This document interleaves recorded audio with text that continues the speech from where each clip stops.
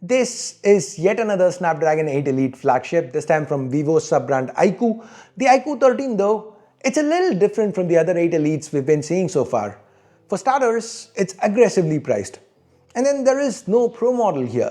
Now what iQOO's basically done is cut out all the fluff and focus solely on performance.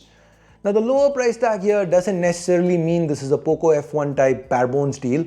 iQOO still managed to include a lot of nice to haves like an ultrasonic fingerprint scanner, an IP rating, and a 2K display amongst other things.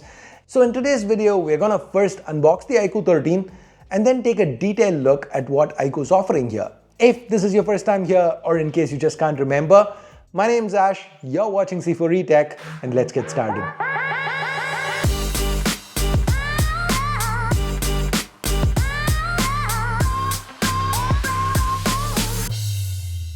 This is the box the iQOO 13 comes in. This time I picked up the 12-256 version, which is the base. Let me go ahead and cut through the plastic. Once we open up the box, we are greeted by the iQOO 13 itself. Let me remove it from its protective cover. I ended up going for the black version this time. iQOO also offers 3 other color options. Now I chose the black because the back here is fiberglass with a matte finish, so it doesn't pick up fingerprints or smudges easily, but the metal side's polished, so that is a fingerprint magnet. Now the other 3 colors, they use regular glass for the back. I mean the Legend Edition or the white, it's got similarly glossy metal sides, while the green and the grey, their metal frames have a matte finish. So which color do you think looks best this time? The Legend? Let me know in the comments below. Also, while you're down there, which of these 2 devices would you want me to cover next? The Xiaomi Pad 7 Pro or the Realme GT 7 Pro? Let me know, you know where. Okay, back to the iQOO 13. If you notice the display here, it's flat with just 2.5D curve at the very edges, but the back, it curves on all 4 sides. Now the metal sides aren't sharp, so they don't dig into the palm of your hand when you hold it. That said, that and the corners being rounded do help with ergonomics. Now this black SKU, it's the slimmest, coming in at under 8mm of thickness. The rest are slightly thicker, and the black is also 6 grams lighter than the other color SKUs. Now here iQOO's retained the Mi Icon style camera array, and this time there is no periscope setup, so the camera array is quite slim and the IR blaster is also built into it. And guys, this is a performance focused flagship, right? And if you're even slightly tech savvy, I'm sure you know that the best way to, almost double your performance is by adding RGB. So this camera array, it's got a RGB ring around it. The camera is the RGB. We'll talk about all that in just a minute. For now, let's get back to the box. We have a card to indicate the BMW partnership along with the SIM ejector tool. There's a quick start guide, and then there's a black TPU case that fits quite well. Digging further in, we get to a USB Type-C to Type-C cable, which has white accents. And finally, there's a 120 watt Vivo Flash charger. Now the iQOO 13, it sports a huge 6150 mAh silicon carbide battery. And using the included charger, you can get this battery to 50% in just 12 minutes and a full charge in about half an hour, which is pretty darn good. While wireless charging has been cut, the iQOO 13 does have an IP68, IP69 rating for dust and water resistance, and the fingerprint scanner and display both can be used with wet hands. Now that's thanks to iQOO going with an ultrasonic fingerprint scanner this time, and they've also placed it right. It's quite comfortable to use. Now the display here is a 10-bit OLED panel sized 6.82 inches. The resolution is Quad HD Plus or 2K, so it's a very sharp panel with a 510 pixels per inch pixel density. There is no mention of the glass used for protection though. Now this panel has a 144Hz refresh with 80 LTPO tech, so the refresh rate can be varied as needed. iQOO boasts of a brightness peak of 1800 nits, and in my testing, the iQOO 13 actually output a little more than that, 1850 nits. Refreshing, isn't it? There is wideband L1 in case you're wondering. Now even under manual mode, the iQOO 13 output a very respectable 850 nits, so this panel is plenty bright for outdoor use. Under low light, there's 2592Hz high frequency PWM dimming in case you're sensitive to OLED flicker. I really like how iQOO's not cut corners here. Given the competitive price, it would have been very easy for them to go for a cheaper 1.5K panel and justify it as, hey, we're being aggressive. I mean, there are more expensive flagship phones that we've seen being launched with a 1.5K panel after all, right? Honestly, do you think this is a good call? Or do you think they should have gone with a 1.5K panel and gotten even more aggressive with the pricing to, beat that one phone too? I'd love to know your thoughts. Anyway, the display here, it's paired with asymmetrically placed stereo speakers that are pretty rich. The asymmetric placements ensure you don't cover both of them up when you're gaming, no matter which way you're holding the phone. Talking about gaming, the iQOO 13, obviously, it's powered by Qualcomm's flagship Snapdragon 8 Elite. This time, Qualcomm's talking big gains thanks to using their own custom Orion cores, and we've been seeing mind-blowing synthetic benchmark numbers. But amongst the multiple 8 Elite phones that I've covered so far, one thing's been common. They've all struggled to tame this beast of an SoC. That said, iQOO's probably had the best results so far. On a stress test, it lost a little under half its performance, so it performed slightly better than other phones. It wasn't as cool as the Honor Magic 7 Pro, but it didn't get as hot as, say, the Xiaomi 15 Pro either.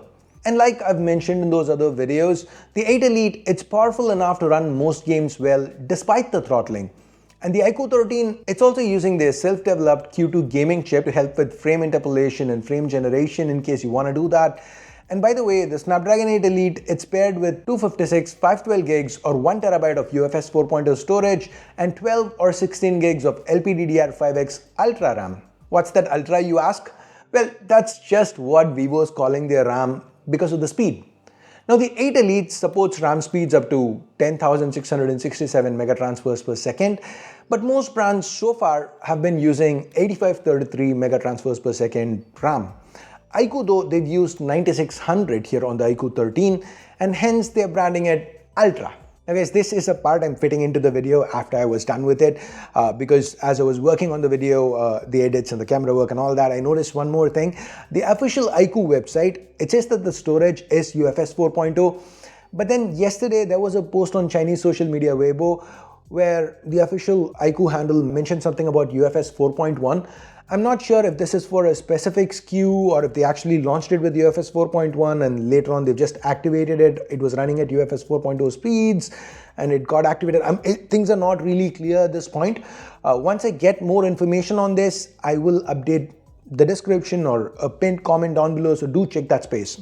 Now, of course, when you have such top shelf internals, you'd expect the user experience to be very good. And Origin OS 5 here, built atop Android 15, it's been excellent.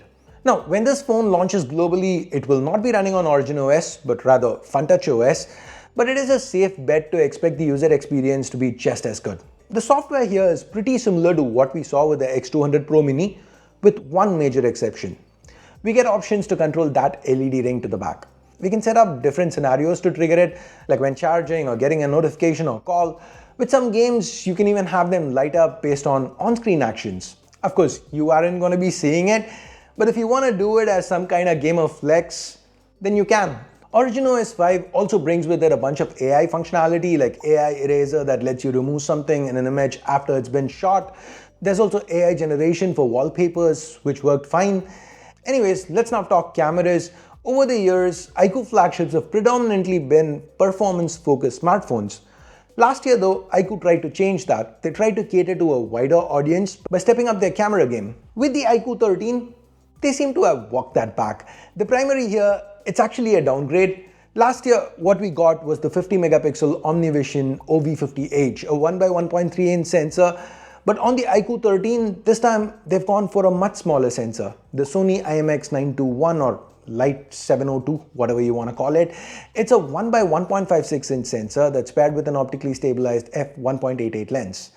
Now, as long as the light is good, pretty much every phone camera these days performs more or less well.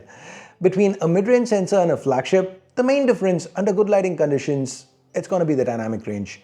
And even with that, this sensor, it performs above average. Not as good as camera-focused flagships, but not bad at all. Now, low light performance, that's going to be the litmus test. And here, the iQOO 13, it's still competent. The processing is fine. Like, see this, the highlight control is good, but definitely not as good as we saw on, say, the Find X8 Pro or the OnePlus 13. So the primary here is definitely a step below other flagships we've been seeing. And guys, here's where I noticed a weird issue. As I was shooting samples under low light, I started seeing images like this. Turns out the camera lens got fogged up, and that wasn't an isolated incident either. Later on in the night when I was shooting these samples, I ended up shooting this. As you can see, fogged up once again. To be fair, the temperature where I am is low.